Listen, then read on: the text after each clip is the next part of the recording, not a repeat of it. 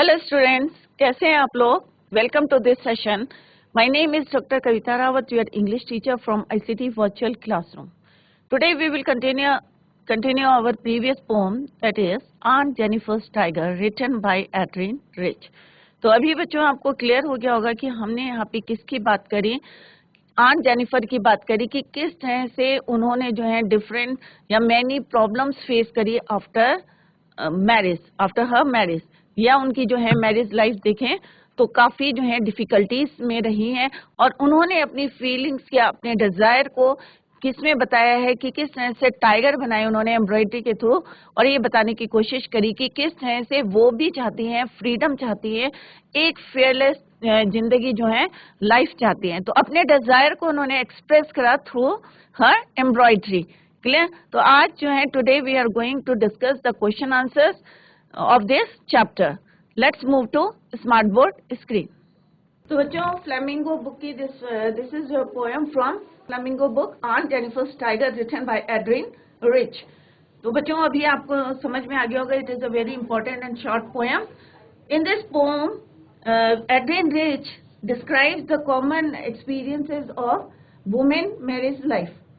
तो यहाँ पे उन्होंने जो जेनिफर के थ्रू बताने की कोशिश करी है कि किस तरह से जेनिफर ने जो है फेस करी है डिफरेंट या मैनी प्रॉब्लम्स आफ्टर, कि किस तरह से उनके हस्बैंड ने उन्हें टॉर्चर करा है या मेंटली उनको जो है परेशान किया है या जो है हार्श ट्रीटमेंट किया है आफ्टर मैरिज, या उनका जो बैंड है, वेडिंग बैंड है, सिंबलाइजेज द, क्या सिंबलाइज करता है उनकी मैरिड लाइफ या जितनी प्रॉब्लम उन्होंने जो है फेस करी है आफ्टर मैरिज. और डेथ के बाद भी वो जो है क्या डिस्क्राइब करता है, या अभी भी जो है it remains on her hand और फिंगर, और सिंबलाइज करता है कि अभी भी उनकी जिम्मेदारियां जो हैं आफ्टर मैरिज किस तरह से उन्होंने फेस करी थी. बट जो एम्ब्रॉयडरी उन्होंने बताई थी, स्टिल अभी जो है टाइगर क्या कर रहे हैं, वो प्रॉन्स कर रहे हैं, प्राउडली जो है घूम रहे हैं, फेयरलेसनेस, एक फेयरलेस हैं वो, तो वो भी चाहती हैं कि उनकी लाइफ जो है ऐसे हो, और उन्होंने जो है इसको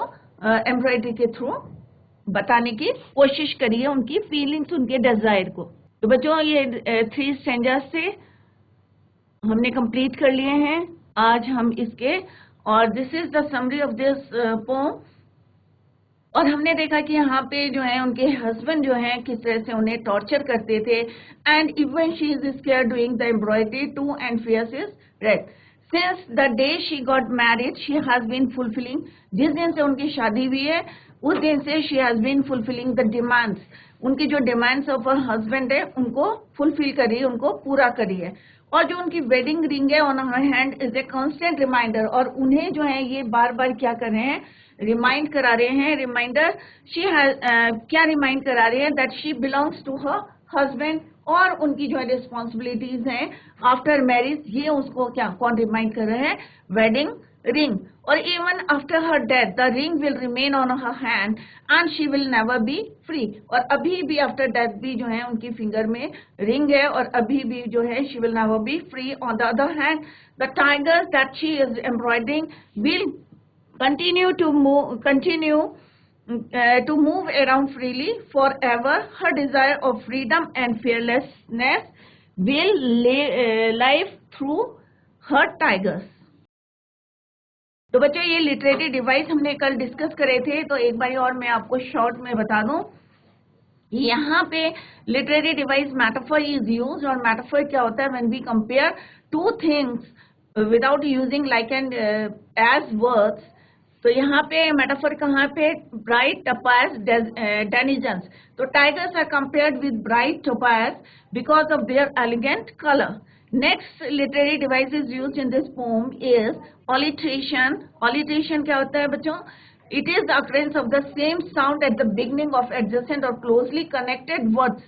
जब जो है सेम कॉन्सोनेंट साउंड आता है, P and P, P and F F, right, F and P क्या है, यहाँ पे रिपीट हो रहे हैं एडजेसेंट साउंड, एडजेसेंट और closely connected, prancing, proud, finger fluttering. तो यहाँ पे क्या है, कॉन्सोनेंट साउंड हो रहा है, तो that is why this is alliteration. Symbolism, symbolise कर रही है उनकी, जैसे यहाँ पे it is the use of symbols to represent ideas or qualities. Bright topaz denizens represent tigers elegant colors. Massive weight of, जैसे यहाँ पे massive means huge होता है बच्चों, massive weight of uncle's wedding band represent male domination. Tigers represent the hidden desires. Personification किसको बोलते हैं बच्चों? It is the attribution, जब हम किसी जो है attribution of human characteristics to animals and non-human things. Example, Chevrolet is a word which was used for knights in medieval times, but here it is used for tigers. So that is why ये क्या है? Personification. Hyperbole, जब हम बढ़ा चढ़ा के किसी को बात को बोलते हैं, it is an exaggerated statement. Example, massive weight of uncle's wedding band. अब massive weight means huge weight. तो यहाँ पे क्या है? हमने थोड़ा बढ़ा चढ़ा के उसको बोला है अंकल्स वेडिंग बैंड, क्योंकि एक रिंग होती है और उतना ज्यादा वेट नहीं होता, बट यहाँ पे the word is use massive weight huge sits heavily upon Aunt Jennifer's hand. The weight of wedding band cannot be heavy, but it symbolizes mental trauma of marriage. दूसरा है हमारा enjambment. कल भी मैंने डिस्कस करा था आपको और बताया था. It is a continuation of a sentence or clause across a line break. Example, the massive weight of uncle's wedding band. जब कोई पंक्चुएशन नहीं होता और कंटिन्यूएशन में लाइन होती है, then it is called enjambment. Clear? तो ये literary device, different literary devices are used in this poem. Now come to the first question. ये आपके हैं बच्चों MCQ question. I hope आप लोगों की समझ में आ गई होगी पूरी poem. It is a very short and interesting poem. तो यहाँ पे जो इशू है आपको क्लियर हो गया होगा कि मैरिज लाइफ को डिस्क्राइब किया है और क्या जो है उनको जो टॉर्चर करा है या जितनी रिस्पॉन्सिबिलिटी है और किस तरह से उनकी जो है जेनिफर से किस तरह से ओल्ड एज में वो पहुंच गई हैं और उनकी फिंगर्स कैसे फ्लटरिंग कर रही हैं, पर उनका डिजायर है, क्या डिजायर है? फ्रीडम एंड फियरलेस जो है लाइफ बिताना चाहती थी वो, बट आफ्टर डेथ भी जो है उनकी रिंग उनको रिमाइंड करा रही है about the responsibility. Now come to the first question. Multi choice question है बच्चों. यहाँ पे ऑप्शंस आर गिवन है, आपको चूज करना है जो करेक्ट है. The attitude of the poet towards aunt Jennifer is that of hatred का है, लव का है, सिंपैथी का है या कैजुअल है? क्या एटीट्यूड है पोएट का यहाँ पे एडविन रिच का? ऑब्वियस है क्या है? सिंपैथी का होगा, हेट्रेड नहीं है, लव नहीं है, कैजुअल. ऑब्वियस है, it's answer is not. Option C is the correct answer, sympathy. Now come to the next question. तो जब भी कोई आंसर देते हैं जो क्लोज आंसर, क्योंकि जो भी ऑप्शंस दिए रहते हैं काफी क्लोज होते हैं और कई बारी जो समझ में नहीं आता कि which one is the correct answer, तो try to understand the meaning of that sentence और फिर उसको आंसर देने की कोशिश करें. Clear? Now come to the next question, that is massive means. जैसे अभी just few minutes before I told you what is the meaning of massive. Massive means क्या हाई होता है या ह्यूज होता है या मिनिमम होता है या स्मॉल होता है? तो विच आंसर इज राइट? तो obvious massive means huge. Option B is the right answer. Clear? तो हर वर्ड का आप मीनिंग समझने की कोशिश करें और फिर जो है उसका आंसर दें कि where this word is used in the poem. तो मैसिव किसके लिए यूज हुआ था? मैसिव बैंड, मैसिव वेडिंग जो है बैंड के लिए यूज हुआ था this word in the poem. तो it means huge. Clear? Now come to the next question, proud and unafraid. ये दो वर्ड जो है यूज हुए हैं बार बार पोम में कि प्राउड और अनअफ्रेड, बिना डरे हुए. कौन घूम रहे थे? These two adjectives have been used for the uncle. Uncle के लिए यूज हुए थे. The males of the in the society या the tigers on the forest. या tigers के लिए यूज हुआ था या tigers on the panel. The proud and unafraid, ये जो दो वर्ड हैं किसके लिए यूज हुए थे बच्चों? ऑब्वियस है किसके लिए? टाइगर के लिए ये यूज हुए थे. The tigers on the panel, जो उन्होंने कहाँ बनाए थे? एम्ब्रॉयडरी में बनाए थे. उनकी बात करी थी उन्होंने, क्योंकि वो अपने डिजायर को एक्सप्रेस किस में करा था? उन्होंने एम्ब्रॉयडरी में. तो ऑब्वियस है these two words are used for the tigers in the panel, on the panel. Clear? तो पैनल कल मैंने आपको बताया था कि एक पीस ऑफ क्लोथ है जिसमें उन्होंने एम्ब्रॉयडरी करी थी. उसको तो वो टाइगर्स किस में थे? On the panel. Clear? Now come to the fourth question. She was mastered by is a reference made to the hardship and difficulties that Aunt Jennifer faced during her lifetime. She was a slave. Slave किसको बोलते हैं बच्चों? जो किसी के under में काम करते हैं, दास. He had a rude master. Her teacher taught her nothing. या उनके टीचर ने उन्हें कुछ नहीं बताया था. तो क्या आंसर होगा बच्चों? She was mastered by is a reference made to the hardship and difficulties that Aunt Jennifer faced during her lifetime. Mastered यहाँ पे किसके लिए यूज हुआ था? अंकल के लिए यूज हुआ था क्योंकि उन्होंने उनको टॉर्चर करा था या जो हार्श ट्रीटमेंट हुआ था आफ्टर मैरिज, तो उसके लिए दिस वर्ड इज यूज. तो option A is the right answer of this question. Next question क्या है बच्चों? Still ringed means operation will continue. Too many rings on her fingers, ring of the bell, quiet and peaceful. तो यहाँ पे still ring, तो अभी जब हमने पढ़ा था कि after death still ring on the hand, कि अभी भी मरने के बाद आफ्टर डेथ जो रिंग है, वेडिंग रिंग है, it is still on the hand. तो इसका मतलब क्या है कि उनकी जो ऑपरेशन विल कंटिन्यू, या too many rings on our fingers, या रिंग ऑफ द बेल, या क्वाइट एंड पीस. तो obviously it's answer is operation, harsh treatment will continue. अभी भी जिम्मेदारियां जो है उनके फिंगर्स में जो रिंग थी वो अभी भी रिमाइंड करा रही थी, या उनको जो है still ring means operation will continue. Next question क्या है बच्चों? Aunt Jennifer's family consist of. अब आंट जेनिफर्स की फैमिली में क्या बहुत सारे लोग थे बच्चों? ऑब्वियस है no. She and her husband, क्या वो और उनके हस्बैंड थे? या शी एंड हर टाइगर्स, क्या वो और उनके टाइगर्स थे? या शी एंड हर किड्स, क्या उनके बच्चे और वो थे? या शी एंड हर सर्वेंट्स, क्या उनके और उनके नौकर थे? ऑब्वियस नहीं है बच्चों, क्योंकि उनकी फैमिली में खाली वो थे और उनके हस्बैंड थे जो बहुत ज्यादा क्रूर थे, या बहुत ज्यादा जो है अपनी वाइफ को जो है क्या करते थे? परेशान करते थे, हार्श ट्रीटमेंट करते थे आफ्टर मैरिज. तो इसका आंसर क्या है बच्चों? What is the answer of this question? Aunt Jennifer's family consist of she and her husband. Right. तो इट इज वेरी इजी. तो क्योंकि पोएम जो है बहुत शॉर्ट थी and it is very easy. I hope आप लोगों की समझ में आ गए होंगे. अगर कहीं पे भी आपको डाउट है तो आप लोग पूछ सकते हैं. Now come to the next question, that is the word chivalry in the context means timid, arrogant, honourable and brave, या मैलिशियस. तो इसका मतलब क्या है? शिवरलिक का क्या डरपोक है, या एरोगेंट है, या ऑनरेबल एंड ब्रेव, या मैलिशियस? तो ऑब्वियस है chivalric in the context means honorable and brave.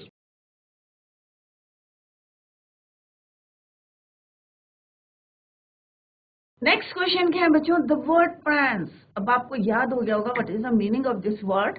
Prawns in the poem means to jump ahead, क्या वहां पे जंप करना, या टू डांस, टू ईट, और टू प्रॉल. तो क्या है इसका मतलब? प्रांस का मतलब क्या होता है? जंप करना, टू जंप अहेड. क्यों ये वर्ड यूज हुआ था? क्योंकि जो उनकी एम्ब्रॉयडरी थी उसमें उन्होंने दिखाया गया था, ये बताने की कोशिश करी थी कि फॉरेस्ट है, फॉरेस्ट में क्या है? टाइगर्स हैं, फ्रीली घूम रहे हैं, फ्रीडम है, क्या है?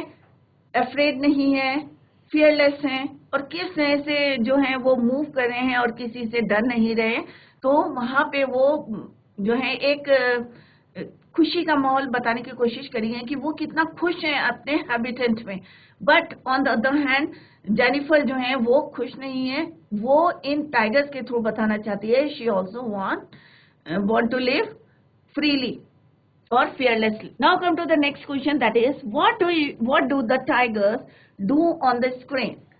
टाइगर्स जो है स्क्रीन में क्या कर रहे हैं? दे सिंग, क्या वो गाना गा रहे हैं, या वो जंप कर रहे हैं, कैच द प्रे, या अपना फूड जो है कैच करें, या प्रांस करें? तो ऑब्वियस इट्स आंसर सारे बच्चों को आता होगा. क्या करें? वो प्रांस, जंप करें, घूम रहे. राइट. तो ये अभी हमने डिस्कस करें MCQ questions, multi choice question. Options आपके दिए थे और हमने जो है करेक्ट आंसर को उसमें से चूज करके यहाँ पे लिखा है. अब यहाँ पे बच्चों क्या है, यहाँ पे एक एग्जाम में आपके आते हैं, क्योंकि आपका 12th क्लास है तो पोम का स्टैंजा दिया रहता है और उससे रिलेटेड क्वेश्चंस दिए रहते हैं, तो इट इज वेरी इजी। तो बच्चे जो हैं आप लोग छोड़ के ना आए, क्योंकि इसमें सॉलिड नंबर मिलते हैं, क्योंकि टू द पॉइंट आंसर लिखना होता है, ये नहीं कि बहुत ज्यादा लेंथी लिखना है, 30-40 वर्ड्स का लिखना है, टू द पॉइंट आपको आंसर लिखना है। तो कोई भी बच्चा छोड़ के नहीं आएगा, इट इज वेरी इंपॉर्टेंट। एक स्टैंजा तो एग्जाम में आता है, राइट। तो फर्स्ट स्टैंजा है, उससे रिलेटेड क्वेश्चन दिए हैं, आंसर जो है यहाँ पे दिए हैं, तो आप लोग जो है इनको रिवाइज करें और एग्जाम में प्रिपेयर करके जाए। तो first stanza is your on Jennifer's tiger prints across the screen, bright topaz, denizens of a world of green. They do not fear the man beneath the tree, they pace in sleek Chevrolet Sachante. तो बच्चों ये para हमने detail में पढ़ा है, explanation भी आपका दिया हुआ है पोम में, अगर आपको समझ में नहीं आ रहा है तो वहां पे आप एक्सप्लेनेशन देख सकते हैं। Now first question is name the pome and the poet of this lines. तो मैंने बार बार आपको जो है, इसीलिए मैं बार बार रिवाइज करती हूँ कि पोएट का नाम क्या है, पोएटस का नाम क्या है। तो आई होप आप लोगों को लर्न हो गया होगा, Adrienne Rich. The poem is aunt Jennifer's tiger and the poet या poetess is Adrienne Rich. Now come to the next question, what are aunt Jennifer's tiger doing. तो इट इज वेरी इजी, क्या कर रहे थे, jumping कर रहे थे या फ्रांस कर रहे थे। And the second part is how do they look like, कैसे दिख रहे थे, दे आर जंपिंग अक्रॉस। तो ऑब्वियसली इट्स आंसर इज, आप ऐसे करके भी लिख सकते हैं, on Jennifer's tigers are jumping, या आप लिख सकते हैं दे वर्ड यूज करके भी आप लिख सकते हैं। अदरवाइज आप क्वेश्चन से लिखें, on Jennifer's tigers are jumping across a screen और a wall, they look like, कैसे दिख रहे थे, येलो टोपैज। किससे कंपेयर करा था, टोपैज से कंपेयर करा था, क्योंकि टोपैज का कलर कैसा होता है, येलो, क्लियर, और शाइन करता है। अगर आपने देखा होगा टोपैज तो आपको पता होगा it is yellow in colour. Now come to the next question, where do they live, कहाँ रहते हैं, are they fearless, give an example. How, where do they live, तो they live in green forest. तो वहां पे क्या word, यहाँ पे वर्ड यूज हुआ है, word of green means forest. They live, या you can say aunt Jennifer's tigers live in green forest. Now second क्या है, आर दे फियरलेस, तो क्या आंसर होगा, दे आर फियरलेस, कोई डर नहीं था, yes they are fearless. Give example, they don't fear, अब कहां से पता चल रहा है कि दे डू नॉट फियर। देखो आंसर जो है यहाँ पे लिखे हैं, जैसे पहले वाले क्वेश्चन, सेकंड क्वेश्चन का था दे लुक लाइक, तो यहाँ टोपैज से जो है कंपेयर करा था, तो यहां से आपको आंसर मिल गया, क्लियर। सेकेंड पार्ट का क्या है, they are fearless, yes they are fearless, they don't fear. अब एग्जाम्पल देना है तो मतलब क्या एग्जाम्पल है इसका कि वो फियरलेस लग रहे हैं, दे don't fear the man under the tree. तो आपको आंसर बाहर से नहीं लिखना है, ये सेकंड स्टैंजा से नहीं लिखना है, all the answers are already given in the question, आपको खाली उसको फ्रेम करना है, clear. Now come to the next question, that is how do they pace, they run with a well groomed honorable confidence, क्योंकि वो confidence से जो है वहां पे घूम रहे हैं। Second stanza of this poem is on Jennifer's fingers fluttering through her wool, find even the ivory needle hard to pull, the massive weight of uncle's wedding band sits heavily upon Aunt Jennifer's hand. First question क्या है बच्चों, what were on Jennifer's fingers fluttering through. अब किसके through fluttering करी थी, तो obvious है इसका आंसर यहीं पे दिया है बच्चों, पैरे में दिया है वूल। तो आंसर क्या आएगा इसका, on Jennifer's fingers were fluttering. तो वर कहाँ आ जाएगा बच्चों, यहाँ पे आ जाएगा, क्योंकि फिंगर्स से वर फ्लटरिंग थ्रू हर वूल। देखो आंसर यहीं पे दिया है, आपको खाली उसको समझना है and write the correct answer of each question. And question is how was she pulling the needle, कैसे पुल करी थी, she was finding even the ivory needle hard to pull. तो इट्स आंसर इज गिवन, यहीं पे दिया है, even she is finding even the ivory needle hard to pull. तो answer क्या है, वहीं पे दिया है स्टेंजा में। Now come to the next question, What was lying heavily? तो अभी हमने कई बार इसको जो है रिवाइज भी करा है, रिपीट भी करा है। एक answer, the weight of uncle's wedding. तो यहाँ पे answer is, this is the answer of this question. The weight of uncle's band was lying heavily on her hand. Come to the next question. What was upon Aunt Jennifer's hand? How did it sit there? There was uncle's wedding band upon Aunt Jennifer's hand. It sat heavily there. Clear? तो answer देखा हमने बच्चों, आप लोग जो है घबरा जाते हैं, अरे ये कैसे होगा, तो आंसर वही दिए हैं, बस आपको समझना है उसको, और then you have to frame the answers correctly. Next standard is when Aunt sat, her terrified hands will lie, still ringed with ordeals she was mastered by. अब यहाँ पे mastered word जैसे अभी मैंने पहले डिस्कस करा था कि mastered is used for uncle. The tigers in the panel that she made will go on prancing, proud and unafraid. Now come to the first question. Why are Aunt Jennifer's hands called terrified? Terrified यहाँ पे जो है word is use for weak. क्यों हो गए थे, क्यों fluttering करी थी, क्यों वीक हो गई थी? तो आंसर क्या है? Aunt Jennifer's hands are cold. या तो आप यहाँ से पूरा आंसर लिख सकते हैं ऑन जेनिफर्स हैंड्स, या आप हर, इसके लिए क्या यूज कर सकते हैं आप जेनिफर के लिए her hands called terrified because they pass through very hard. अब आंसर यहीं पे दिया है, hard and bitter experience of married life. क्योंकि मास्टर वर्ड यूज हुआ है तो उसके जो बिटर मीन्स कड़वी जो एक्सपीरियंस है उनके हर मैरिड लाइफ. क्लियर? इसलिए जो है वो उनकी फिंगर्स जो है या उनके हैंड्स जो है बहुत वीक हो गए थे या फ्लटरिंग कर रहे थे. Clear? Now come to the next question. What are they still ringed with? अभी भी वो जो है क्या यहाँ पे बता रहे हैं कि क्या सिंबलाइज कर रही हैं. What are they still ringed with? तो उनकी जो है they are still ringed with those hard या टॉर्चर्ड लाइफ या टेस्टिंग डिफिकल्टीज या face difficulties which possessed her dying her life, possessed her life.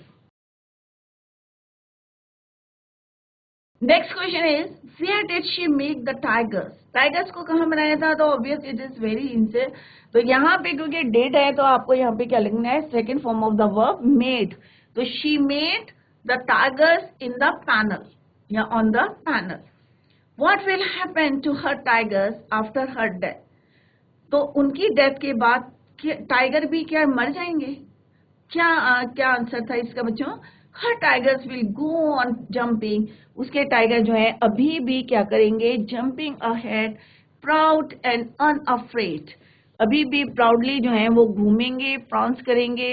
Unafraid means बिना डरे हुए. इवन आफ्टर हर डेथ, उनकी डेथ के बाद भी, और जबकि उनकी जो वेडिंग रिंग है स्टिल जो है उनको रिमाइंड कराएंगे उनकी रिस्पॉन्सिबिलिटीज को, या उनने जो है बिलोंग्स टू हर हस्बैंड. क्योंकि अभी भी रिंग उनके हाथ में है जो उनके हस्बैंड ने उनको दी थी, तो अभी भी वो रिमाइंड करी है कि she belongs to her husband. Clear? तो बच्चों ये थे इंपॉर्टेंट क्वेश्चन जिस टाइप से एग्जाम्स में आते हैं. 3 ही स्टैंजा है और तीनों यहाँ पे दिए हैं और उससे रिलेटेड क्वेश्चन से. और कोई भी पोम आप करते हैं तो उसका जो है पोएट का नाम और पोम का नाम जो है जरूर याद करें. तो इस पोएम का जो है इट इज रिटन और composed bye Adrienne rich. Clear? दूसरे आपके क्वेश्चंस आते हैं शॉर्ट आंसर टाइप क्वेश्चंस, और इसमें जो है बच्चों वर्ड लिमिट दी रहती है 30-40 वर्ड्स की. तो पोम जो है अगर आप अच्छे से करके जाएंगे तो आपको जो है you will get good marks. Clear? क्योंकि पूरे आते हैं टू द पॉइंट आपको आंसर लिखना होता है और it is very easy to understand the poem. Clear? Now come to the next, that is your short answer type questions.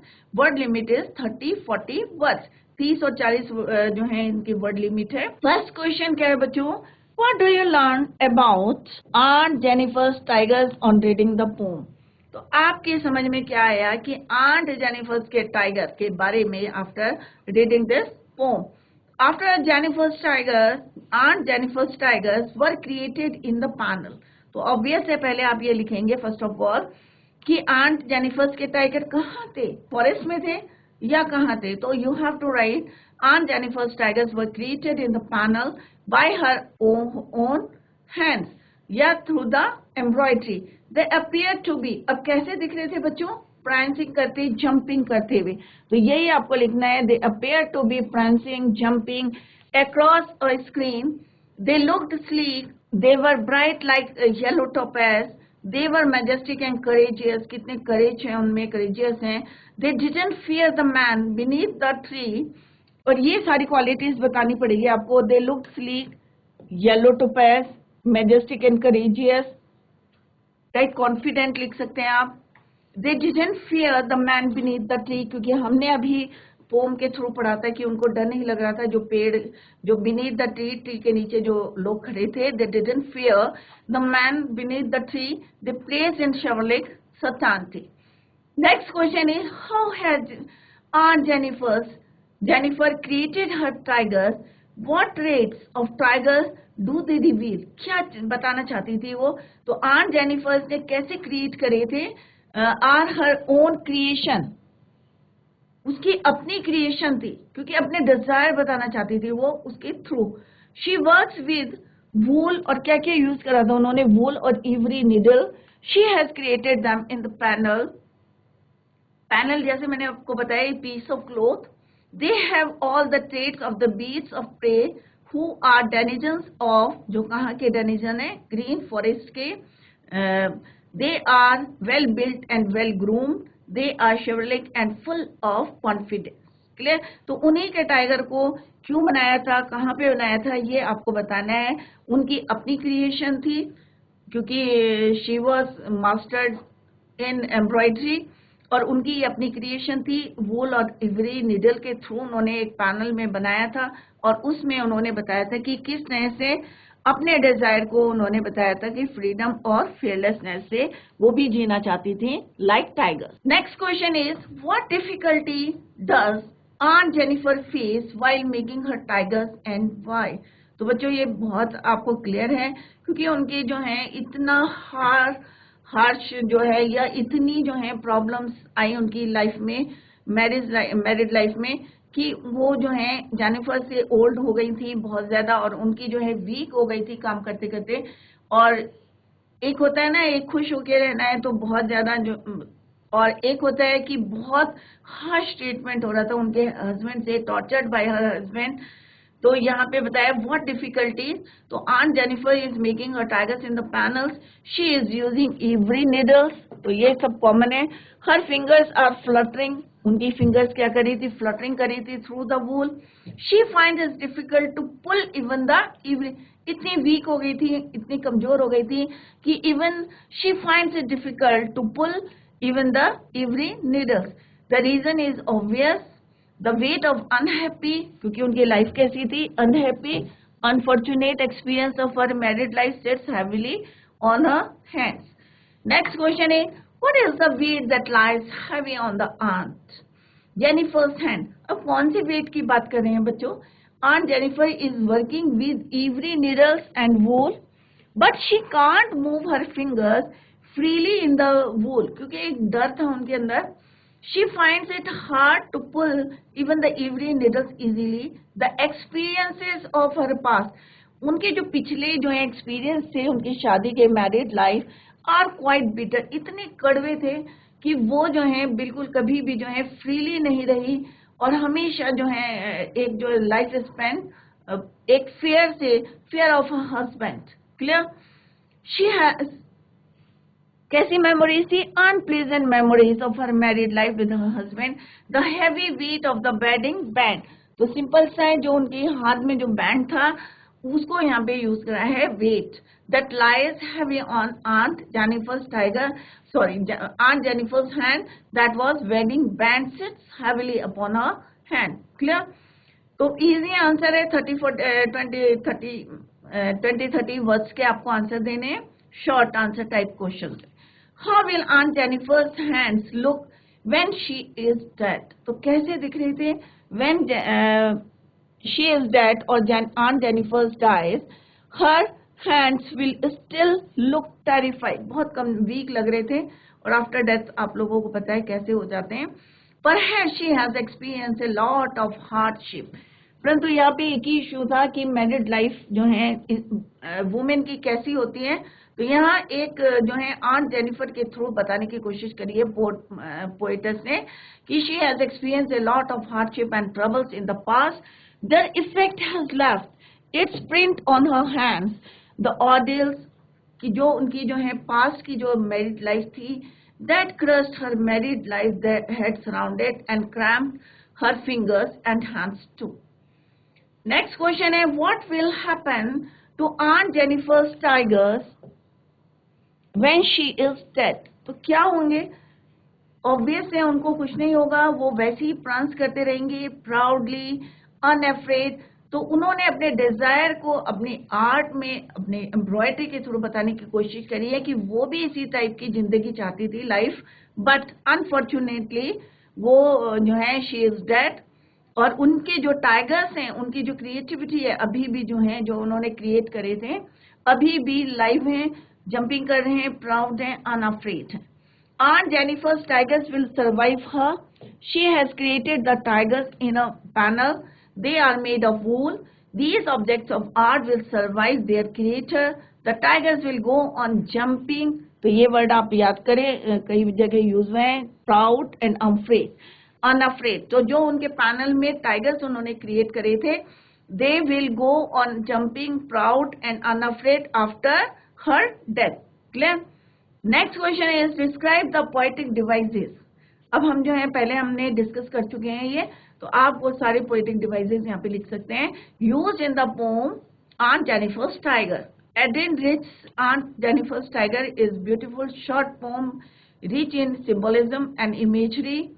आप जो है इसमें सारा इमेजिनेशन है, आप इमेजिन कर सकते हैं, क्योंकि रियल में क्या वो जंप कर सकते हैं पैनल में? ऑब्वियस है नो। तो आप उसको इमेजिन कर सकते हैं अपने माइंड में कि किस तरह से फॉरेस्ट में, ग्रीन फॉरेस्ट है और येलो टाइगर जो है वहां पे प्रॉन्स कर रहे हैं, जंप कर रहे हैं, राइट?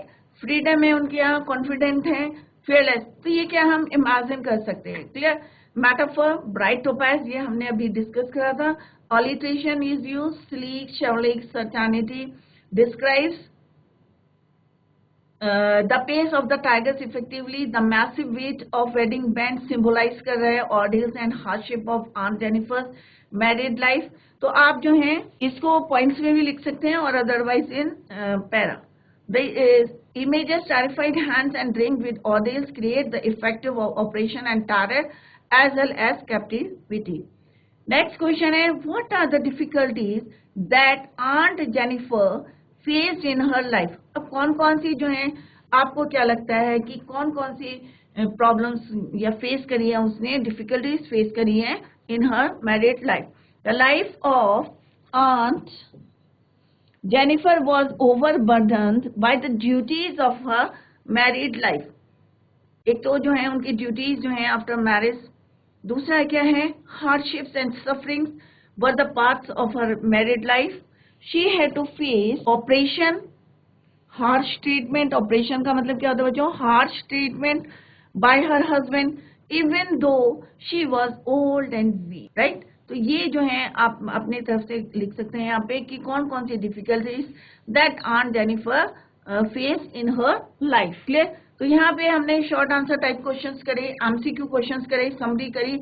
आई होप आप लोगों को क्लियर हो गया होगा। तो यहाँ पे जो 7th क्वेश्चन है, यहाँ पे पोएटिक डिवाइसेस हैं। तो यहाँ पे जो डिस्कस करा है पोएटिक डिवाइसेस, तो ये आप जो है पॉइंट्स में भी लिख सकते हैं कि कौन कौन से पोएटिक डिवाइसेस हैं। ये हमने ऑलरेडी अभी हमने करा था क्वेश्चन, तो उसको आप पैरे में भी लिख सकते हैं। क्लियर?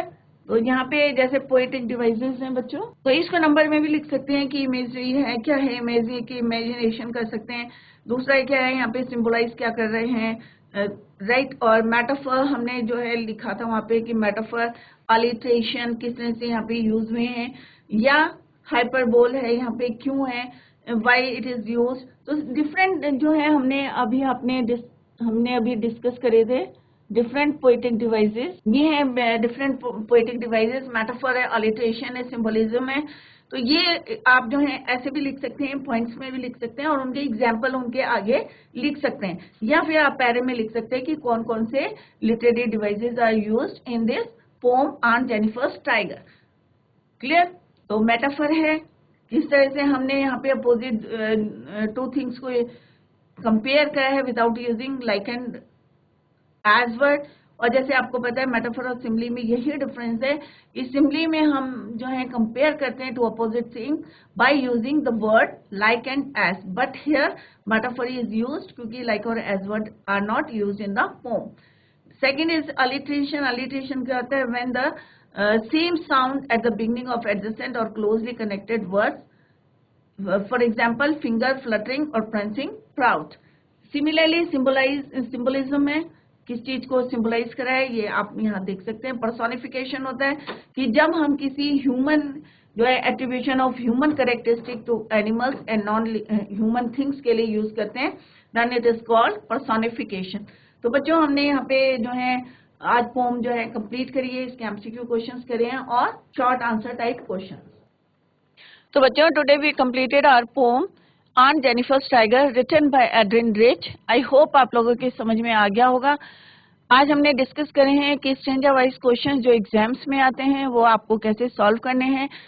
उसके बाद हमने डिस्कस करे थे MCQ questions and after that short answer type questions. I hope आप लोगों की समझ में आ गया होगा कि और डिफरेंट लिटरेरी डिवाइस भी हमने देखे कि कौन कौन से literary devices are used in this poem by Adrienne Rich. तो आप कोई भी पोम करेंगे तो उनके जो है पोएट या पोएटेस का नाम जो है याद करें, क्योंकि एक क्वेश्चन डेफिनेटली जो है आता है एग्जाम में। तो अच्छी तरीके से आप पढ़ें बोर्ड एग्जाम से, और अभी से आप तैयारी कर लें जिससे आपको एग्जाम में कोई प्रॉब्लम ना आए। और अभी भी अगर कहीं पे आपको कोई डाउट है तो you can clear your doubt in the next lecture. That's all for today. Thank you so much. Bye, take care, have a nice day.